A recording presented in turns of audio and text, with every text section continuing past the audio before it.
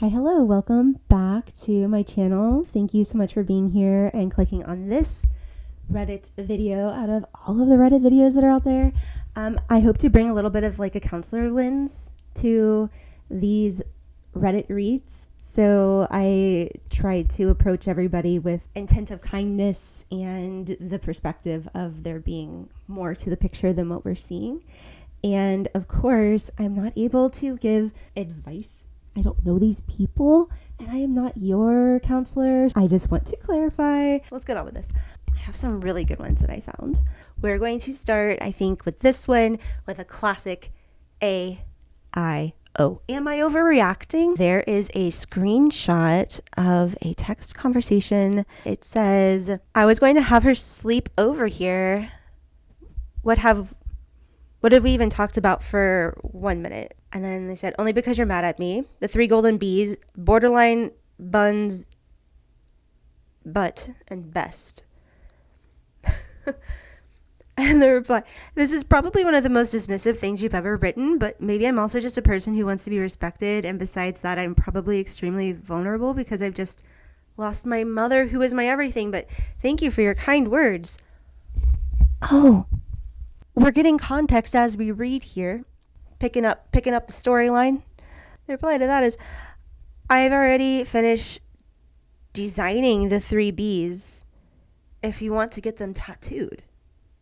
Well, that's not the response I was expecting. I don't know about you. And the response here is, you should never speak to me again. And that's the proper response to that. And they said, stop fooling around. And they said, you can start by getting your own problems tattooed first and foremost. I honestly don't care what you do. This conversation is so ... I agree. That's really weird. Okay, I need all the context, so let's read. I'm missing so much information. Okay, male 30, W26. Sorry, usually it's like male female, so I'm a little thrown off here, but W could be woman, man and woman. Yeah, probably. Okay. Sorry.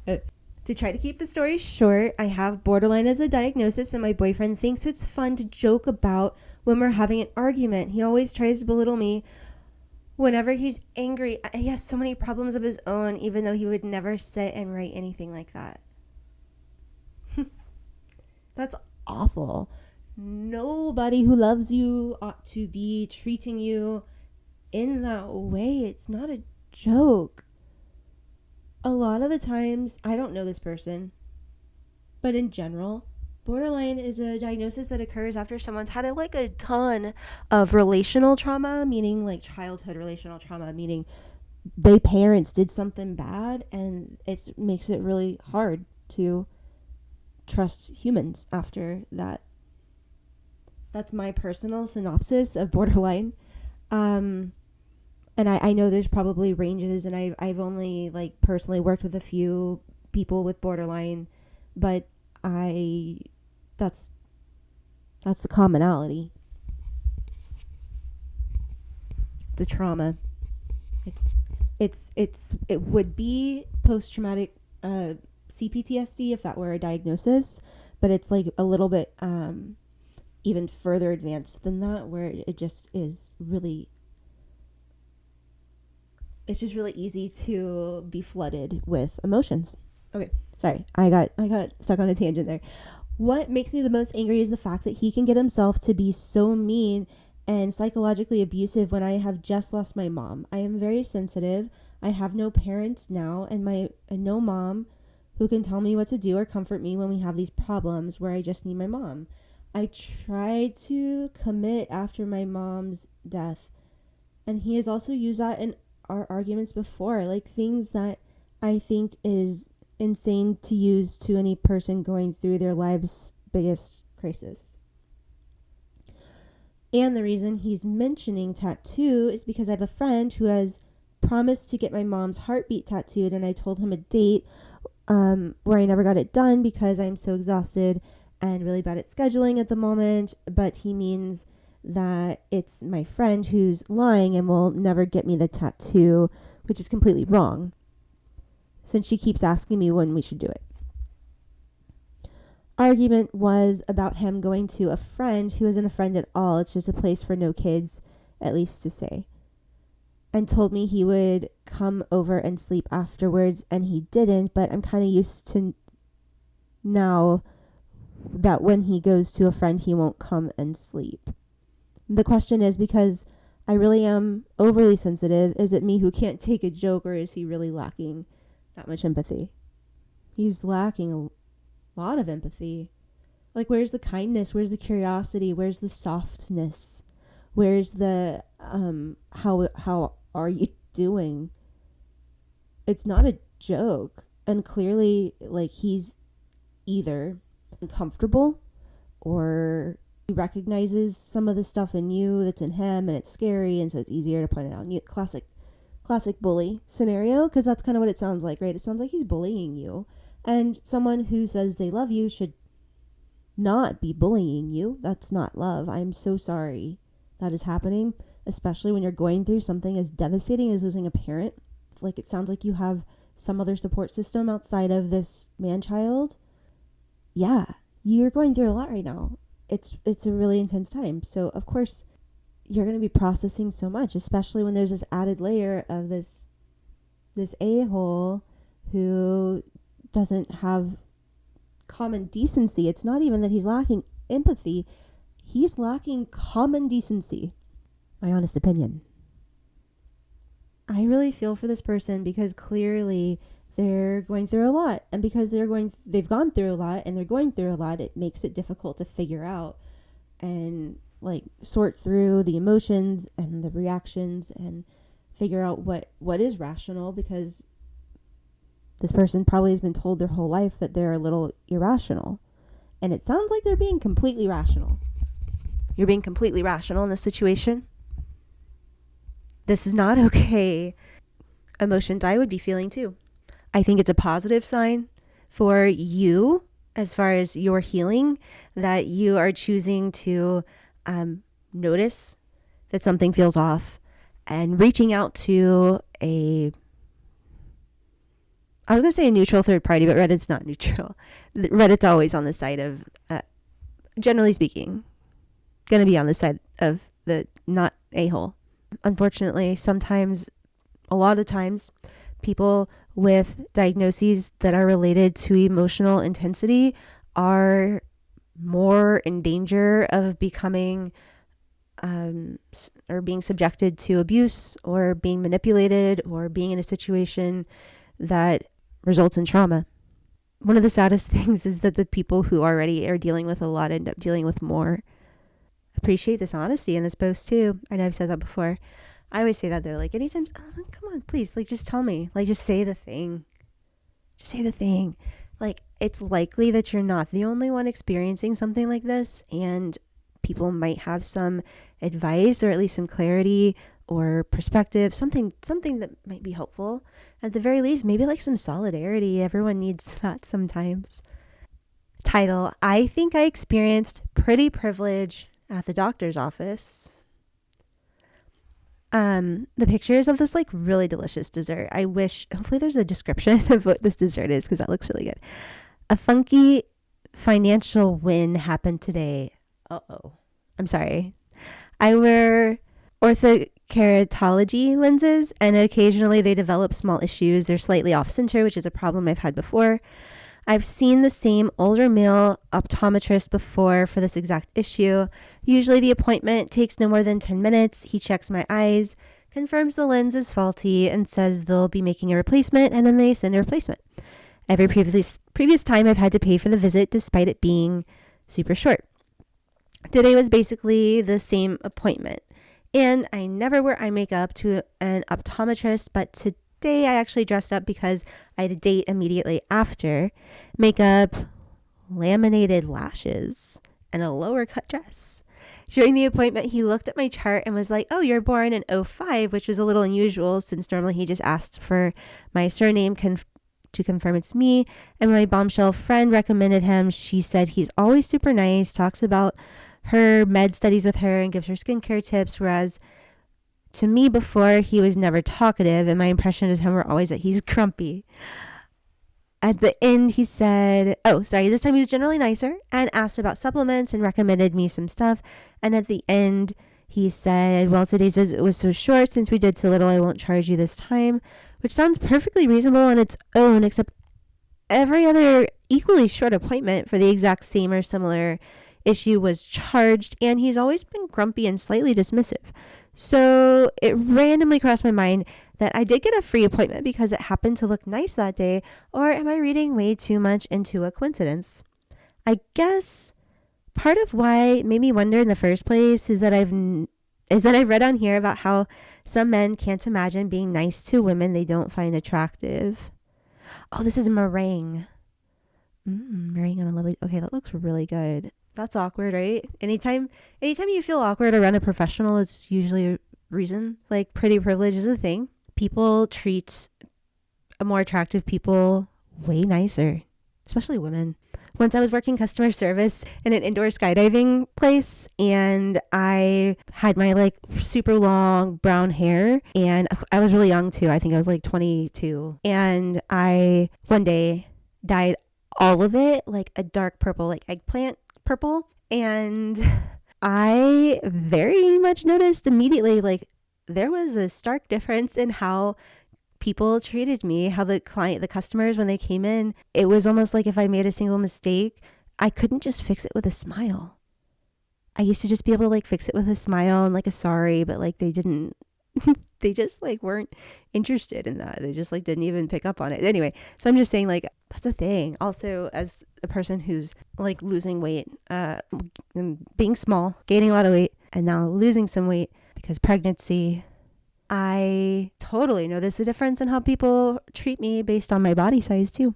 So I'm just saying, pretty privilege and societal standards for women make a huge difference on how we're being perceived. So there's a really good reason why, as a autistic ADHD woman, that I have put a lot of time into figuring out how to do some sort of like style and makeup and hair and stuff like that, because it keeps me more safe. And when I do weird things or quirky things or make a mistake socially, it's more easily forgotten. People don't care as much if you're wearing nice clothes. And unfortunately, that's just my personal experience, but I feel like that's probably true. At the same time, though, this is like a recurring problem, so maybe it's that, like, because it's a recurring problem, they just wanted to go ahead and waive the fee, but I feel like they should have said that. I personally would switch optometrists because I don't like being put in awkward situations that I have control of not being in. There's lots of other optometrists out there. Okay, I'm gonna move on to another one. Another Girl Dinner Diary. I don't recognize my husband since he started SSRIs. This is a picture of strawberries and some like leftover banh mi that her kiddo didn't eat. It's such a perfect girl dinner. Okay. Burner account, obviously. My husband is on Reddit, and I would rather him not see this. There's still a chance he could see it. He's going to know it's you and whatever. We had a kid 2 years ago. We planned for years. We talked about who would stay home with him. I did, because even though I made more than him, I hated my job and he loved his. And then our son was born. I was so happy. I think I should have noticed sooner, but my husband wasn't. Postpartum depression, maybe. He started talking about how, isn't it crazy that our life is basically over? And I'd be like, what?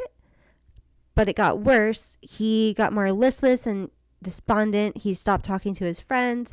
He stopped caring about our hobbies, and his work got stressful, and then he got stressed, and I was bad at housework and juggling a baby at once, and he said the division of labor was unequal.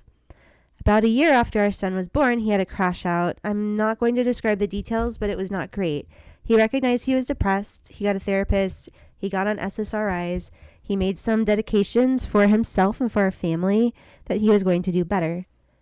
But I feel like it's only gotten worse. I don't know if it's the specific SSRI or the depression, but I don't recognize him. He doesn't act like he cares about me anymore. He hasn't been physically affectionate with me since he started his SSRI. He doesn't kiss me before he leaves for work. He doesn't seem interested in our shared hobbies anymore. He spends all day on his phone or talking to ChatGPT and Claude, insisting it's to optimize his workflow. He doesn't plan dates. He doesn't help me out plan family trips.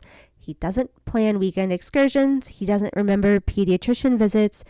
He didn't even remember to vote. He used to work on political campaigns. Sometimes at 9, he'll just say that he's going to go lay with our son and spends the rest of the night in his room. He was always bad at responding to friends' texts, but now he hasn't messaged them for months, and they're all worried and scared for him. He's not like an empty shell or something. He still loves to play with our son and hang out, and when I do plan things, he mostly seems there and present and excited and it feels like the old him. But often he seems like a weird shadow of himself. And he's so absent-minded, constantly just forgetting to do things and seemingly careless about my own emotions on things. As an example, I took a shower after he got home from work, and when I got out after a few minutes, I noticed some of my craft hobby supplies on the counter, like $200 and $300 of things I keep in cabinets behind the couch. And when I asked what's up with that, he said our son peed on them, completely calm and blasé. These are not things that can survive if peed on. He was so mute and numb about it. I was a bit pissed. It's funny. How did he get back there? Were you not watching him? Why didn't you mention this sooner? What? And this is where the anger kicks in.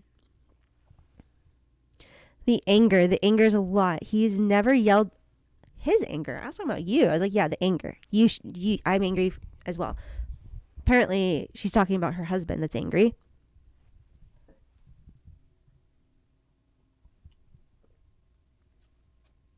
There's more going on here than depression. The anger is a lot. He's never yelled before, but he'll start yelling, jumping up and down, wringing his hands. It's scary. I grew up in a house with an angry man, and I refuse to have that for my son. He's been saying that me snapping at him is the cause of his stress and the cause of his unhappiness, that I'm always angry, I'm never happy, and that I make him unhappy. And it's Darvo, right? Darvo is something to keep an eye out for because it can be a little sneaky. But anytime you're upset about something and you bring it up to somebody and all of a sudden you're the one in trouble, it's kind of like, wait, how did that happen? I came to you with an issue, and all of a sudden I'm the issue. I don't understand how that happened. Okay. I get mildly to moderately upset about something careless he did, and suddenly he's yelling and saying it's all my fault for being upset, for ruining the day, for making the next few hours of his life miserable, and I just sit there and take it and beg for him to go to therapy with me. I'm really trying. I'm keeping the house, although he still insists that he does more than me and that our relationship is inequitable. I'm taking care of our son. I'm trying to plan fun things for us to do. I plan vacations. I keep up with his friends. I found a babysitter so that we can do date nights. I'm applying for jobs again to try and give us more money and me a break from childcare. I've historically made a good deal more money than him, and honestly, maybe he can quit and take time to get help. I try to plan trips for him to go see friends, but he refuses because he feels so bad for not texting them that he doesn't want to see them. He just doesn't seem to care. I asked for couples therapy and he said he's scared I'll just misrepresent him and litigate the relationship and things will get worse. I don't know what to do. I mean, I want to get couples therapy. That's what I want to do. But God, I'm tired. I miss my husband. I miss him so much. He was my best friend. He was my confidant. We did everything together. We didn't understand couples who fought. We didn't understand couples who didn't share everything, who didn't share the same hobbies and joys and lives. We were so darn happy, and now I feel like I'm living with a stranger who doesn't even like me that much.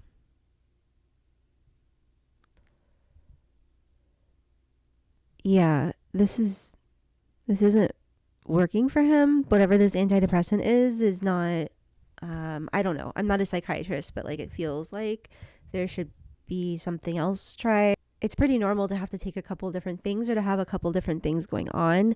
And I do wonder, like, there's obviously some sort of grief going on with him as far as grieving the idea of a life that he thought he would have at this point in his life. And I wonder what he's talked to his therapist about, because you said he has a therapist or he's been to therapy. So is he like still going? How often is it? Because if it's this intense, I really think once a week is minimal, because this is kind of intense. This change in behavior and mood, etc. I'm also just really curious when exactly, like you mentioned that it's probably like a postpartum depression. Like what was it like during the pregnancy? What were y'all's like plans and conversations about before? I fill in the blanks of the history. Like you can see my narrative counseling moving in here. Like what were the chapters like before kiddo?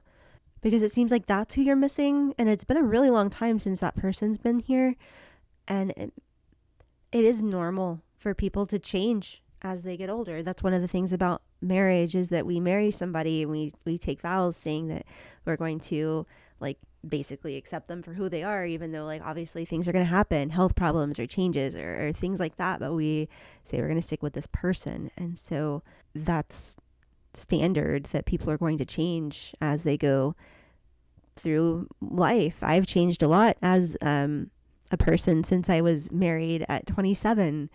Normal for adults to change. And yet, obviously, this is not the change that you would have wanted to see in someone you love. I don't know what your conversations are like with him, but I might suggest just like honestly bringing this up in like a really caring way at a time where he's not distracted by something. I'm actually kind of worried about you. Like, have you said that directly to him? There's only so much you can do because he is his own person. You can support him. You can ask him what he needs. You could ask for clarification on what he means. You can also continue to request couples counseling. At the end of the day, though, you have to kind of weigh if this is him, like maybe this is who he is now.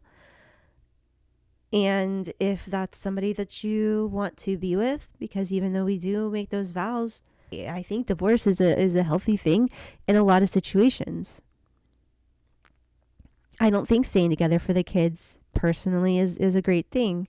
As a child of divorce, of course it sucks, but also, I don't think those two humans should be living together. Talking about my parents. Those two humans shouldn't live together. I guess I tend to I just like gravitate towards the more intense ones because that's the counselor in me that loves the stories with lots of nuance and interesting details and twists and turns. I hope the banh mi was good. It looks pretty yummy. The strawberries look pretty good. I'm not a big strawberry fan. There's just too many weird textures, and I don't know why they're all so different flavor. You get a container of them, and all the strawberries are like vastly different in flavor. I don't know. I prefer blueberries or raspberries, personally. Okay, this is a topic also that I find really interesting. I watch a lot of other videos on YouTube having to do with this specific topic, and also this pops up on Reddit so often. So this is going to be a really good one, I think. Oh my goodness, and we were just talking about berries. I'm so sorry, I got so excited. This person also has berries in their picture, but it looks like oatmeal with no, it's probably granola. Yeah, it's just like granola. It's been in the milk for like a really long time, or maybe it's like a almond milk or something. And there's blueberries and raspberries. I'm sorry. I'm giggling at myself because that was really silly that I don't know. You know what? The girls like the berries, okay? Us girls just like berries. We're the original garden creatures, garden fairies. We just like the fresh berries and the beautiful flowers and all the wonderful things in life, but definitely not a divorce pipeline. That's not what we're into. But we like the raspberries. Polyamory, 2 divorce pipeline. Settle in, girlies. Long, hard fought self-love lore incoming. I love that. After nearly 30 years of boys, 2 marriages, a foray in and mental health crisis, I'm finally off the roller coaster. I got knocked up in South Korea to a Canadian who wasn't my boyfriend. Lived between SKCK and US for 5 years, 2 kids, abusive stuff, and was also just mentally a mess. Fled California when I was heavily pregnant with the second after the first instance of hands-on. Immigrated him back to the US because I didn't want to deny our kids their dad. Messy divorce a year later, still navigating co-parenting. Met second husband a few years later. He was relatively fresh out of an abusive marriage. 2 kids of his own. We know the odds. We vow to love each other the way it makes sense in the moment, even if that means renegotiating the relationship at some point. We are two partners, so much love and fun and creativity. We manage parenting 4 kids, 10 and under, during COVID. I got through some deeply fucked up work things and have my first mental crisis. Hubs is making good money, so I retire on disability and try to recover. I start dipping my toes back into work eventually, and my recovery is going well. 3 years later, we drifted apart. What happened at work and in the world around me radicalizes me. My priorities shift to inner work, deconstruction, collective liberation. He's sort of doing it vicariously through me, but not on his own. He is deeply attached to his job. Big evil tech startup, is totally miserable and using sex with me to improve his mood. I clock this and we talk about it, but he wants that potential big, we're going to get acquired soon payoff, so he won't leave the job. We decide to separate. He says he needs to be on his own so he can work on himself. We vow to remain close, and he promises to keep me on his insurance plan until I find full-time work again. He says he's never getting married again, so this is fine for him. He covers me financially for a bit, and I pay it all back. It's just me on his plan, and no other support. 2 months after separating, he says he wants to start dating. I guess it's part of working on himself. I hadn't been considering it, but I give myself do the same. We both decide we want to give polyamory a go. I like the idea of love without ownership. It goes well and actually brings us back to the genuine intimacy with one another. All is love. This is my disclaimer that I think that a lot, but not all, of polyamory is just people spiritually bypassing their midlife crisis. I get the idea, but lean more relationship anarchy with a heavy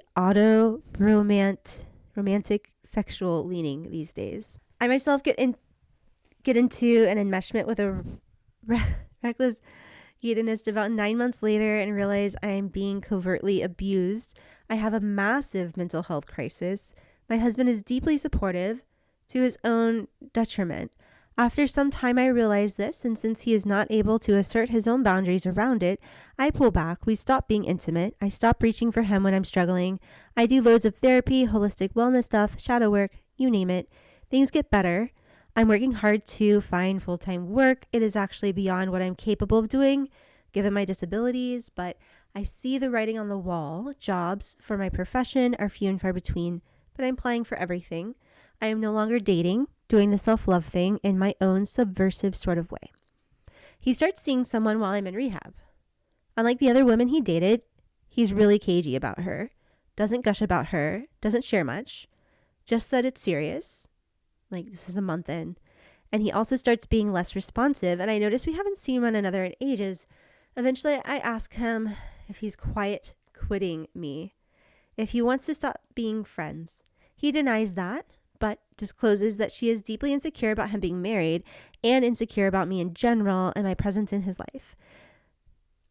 I can be intimidating to women, so this isn't crazy surprising. At the same time, he says he's unsure about her. She has some issues that he doesn't have the capacity to support. She's pushing things too fast, and he doesn't like her attitude towards our relationship. He doesn't want to get married again, and she does. He misses me, but is afraid of hurting her by asserting his desire to maintain a relationship and slow things down with her. I tell him this is shitty for both of us and that it's on him to get clear with himself and everyone around him about what he wants. Meanwhile, he's still at his horrendous job. He is essentially a contractor on the Death Star. It's eating him alive. He says that he feels like he is approaching a mental breakdown. He can absolutely afford to leave the job. He makes gobs of money. I tell him over and over again that he does not need to stay for me. We will figure out insurance. I just want him to be free. Time passes and the tension comes to a tipping point. Too complicated a story, but what happens sucks all around. I tell him I am deeply hurt by his treatment of me and that I am concerned he is going to just drop me from his insurance because his behavior has been so erratic. He promises me he wants to try and repair and that he will never just leave me high and dry. He suggests we put together a legal separation document that would protect us both. Months later, his efforts to repair are piss poor. He frequently cancels our plans to have phone catch-ups, and when we do talk, he's barely present. It's like talking to an AI chatbot. These just totally scripted responses. This man is dying inside, but he can't get it out. Meanwhile, he's desperately trying to make boundaries with this woman, and he just cannot maintain or enforce them. I say, hey, let's just drop the charade and keep our relationship purely administrative. I'm giving him an out to leave emotionally. He does not take it. I decide that that's what I need to do. It's a very empowering act of self-love, considering the previous 30 years of self-abandonment. He sends me a legal separation document prepared by his lawyer. It makes absolutely no mention of his agreement to keep me on his insurance plan, but that after 6 months he will file for divorce. And when I point this out, he rattles off some BS about honesty, transparency, and security. I remind him that with an income of $200K, his insecurity is not financial, but due to him outsourcing his midlife crisis to a romantic relationship instead of just being single and doing the inner work. And that I'm not okay with him finding security around that practice at the expense of my financial and medical well-being. I am a disabled single mom whose husband left her to work on himself and who promised to keep her on her insurance until she recovered and found work. Not until he started fucking someone shiny who doesn't like me. I'm asking for a durational alimony to cover the difference in the cost of comparable insurance through the marketplace. I could ask for lots more considering I retired under the auspice of his support. But the thing I don't want is his blood money. I don't want to even be entangled with him at all, but I got to secure myself medically as long as there are children under my care. Anyways, if you've gotten this far, LOL. What I've learned through this is how much I had to outsource my stability to the decency of others. I think my mental crisis was preparing me to handle this with grace. I have been able to let go of someone I never imagined not having a relationship with. Mixed berry granola oat milk delight because I promised myself I would always at least eat breakfast. Happy divorce day.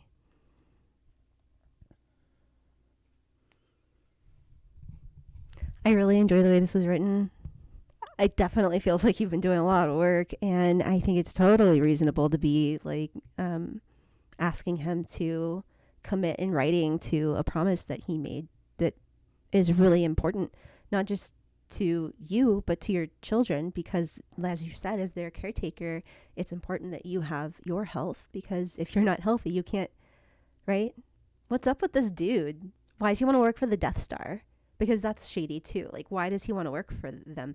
And I could see why, like, yeah, after doing all of this, like, kind of deconstruction, that you're like, wait, but like, I understand that your job pays well, but like, will you please find something else to do?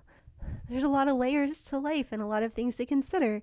And it sounds like you're doing a really careful, mindful job of seeing what is most important in your life, your health, because that's kind of like the foundation. And it's like the least they could do, especially considering the income level and the Death Star. And if you do manage to get the Death Star to pay for your health insurance, just like, oh my God, please. It's beautiful. Please continue as long as possible. Also, again, the berries and granola look really good. Wasn't really much polyamory. I feel like that was just like on your husband's part, which is kind of the typical, is it not? Like, all the stories I see about polyamory tend to be that like somehow the extra person's already kind of picked out when it's been proposed. The original relationship is kind of pushed to the side, generally speaking. It's just a pattern I've noticed in these. It's probably not always the case. This one is our last Girl Dinner Diaries. If we like Girl Dinner Diaries, please leave a comment below, because I really enjoy these. I think there's some really good variety, and also there seems to be some good writing. And I really like to see the variety of food because it's kind of funny. This is a picture of meat sauce over baby spinach because it gives a nice crush. And I hate myself too much to allow carbs. Today would have been my 1-year wedding anniversary. Carbs are delicious. It sounds like you think they're delicious too. I mean, if they make you feel bad, that's one thing, you know? But if you're just holding out because it's like a punishment, that's something to notice. Are you punishing yourself often? And just in like small ways every once in a while, you feel like you don't deserve it, because that's not good. Obviously, I'm sorry. I shouldn't classify things as good or bad. That can lead you down a slippery slope. I met a mean girl, but at first she wasn't mean at all. She was perfectly sweet, and she had actually found me. It was the pandemic. Everyone lived online then. I moderated a chat room for queer women. One night, a girl named Elise messaged me and asked if she was allowed to chat with me. Before I could answer, she said that if I had any interest in a bi-curious girl stranded in rural Alabama, I should text her. And I did. I met up with a mean girl in real life, but she was just tired. I picked cotton on my way to see her, where we met in a cabin, and I cried the whole way home. I fell in love with a mean girl, though mostly she was only pretty. Some nights we stayed awake until sunrise just talking. She loved to talk. Those nights were rare because she had a baby boy. We would visit each other when we could. I moved across the country to be with the mean girl. And when I arrived, she was only a little catty and suspicious of me. We made love constantly. I lived in the middle of nowhere among stray dogs, collapsing houses, and the distant percussion of gunshots ringing through the dark. Cars screamed through late night meetups, their tires scratching at the quiet, like they were trying to tear the night sky open. And somewhere in all of it, I fell in love with her differently. I fell in love with her son, too. I lived with a mean girl, though she was only mean when I deserved it, so I tried harder. I tried to learn to parent. I touched her constantly, but rarely let her touch me back because I only wanted to please her. I cooked dinner, and I cleaned the house, and I did laundry and earned the money. I entertained the children and kissed the bruises and was part of the village. She smelled like lavender at nighttime after I would read to him. By then, he had known me for half his life. I married a mean girl on June 1st. By then, she was mean all the time. She came home after an argument one day with ligature marks around her neck. She went to the hospital. I don't know why they let her out.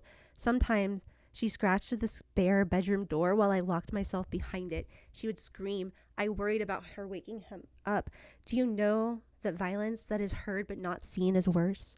A child's imagination runs wild, and it always imagines the worst. I left a mean girl and her son. Now, life is easy but hollowed out.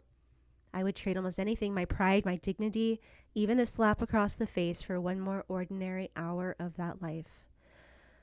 To crawl into bed beside her and put my face in the crook of her neck and breathe her in like eating air. She was nice when she was sleeping. I loved a mean girl, and now my heart lives outside of my body, away from home. I wonder if we will run into each other at the supermarket. I would run to him because he is the best part of her. It's beautifully written. And yes, she did confirm that CPS is involved in this situation, in case anyone was worried. I was a little worried. We're going to move on from that one. That was like a poetry reading. Beautiful, spiritual, whole journey. I love going on a good journey with somebody. I was wonderfully honest. We could see where it was going the whole time, but we all kind of felt like, oh, maybe there's a little hope. Closing out with, okay, so this is from the subreddit, What Do I Do? My cousin of all people confessed his love for me. WTF do I do? LMAO, glad you get it. I don't want to ask you to do something that might be weird. I'm scared to ask. And she said, what is it? I can't ask. It would be weird. They say, you got to ask now, though. You already said it. And they said, you'll hate me if I do. I think you're cute if that helps. And they said, are you messing with me? No, that's why I didn't want to say anything. What do you mean by that?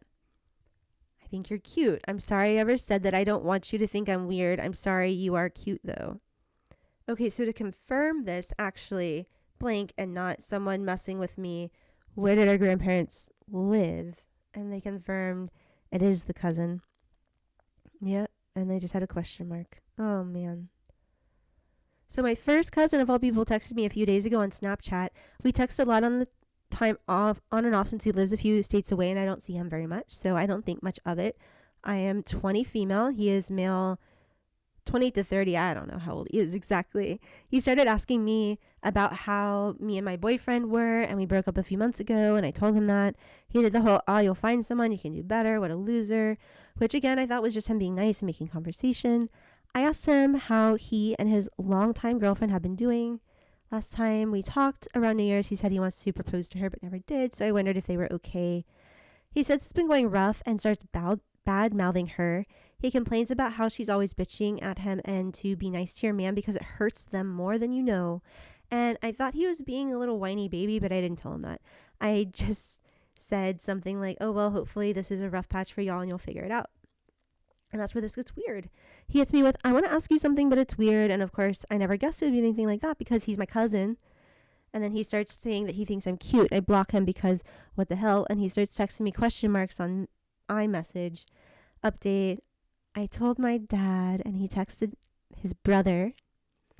My mom is telling his mother, in case she doesn't already know, and I already sent the proof to his girlfriend. I'm about to blow up this man's whole life. I'm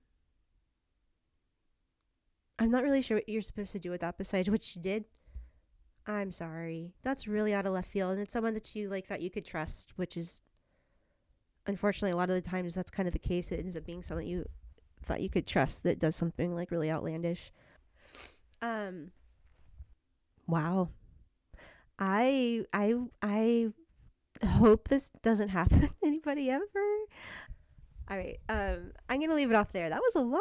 Thank you so much for hanging out with me, especially if you made it this far into the video. Oh, I forgot to do my sponsorship. My sponsor is me. It's just me doing crochet projects on the side. So I'm not actually sponsored at all. And it's not making me any money. I just like to share that I like to do crochet projects on the side. I also do other videos about mental health. And I like to do short form videos that are kind of diary style sometimes, and I will do more of these Reddit readings because I think they're really fun. Yeah, did you see she's got the little it's supposed to be a hot chocolate with a marshmallow, but I'm pretending like it's coffee since I'm drinking coffee, and she's got like a little thing of whipped cream on there because it's the afternoon and she likes a fancy coffee. Okay, I gotta go. I will see you later. Thank you for being here. Please, I'm supposed to ask you to do the things like subscribe and like the video and share it with people or whatever. I don't know. Thank you for being here. I hope you have a wonderful day. Please take care of yourself. Bye.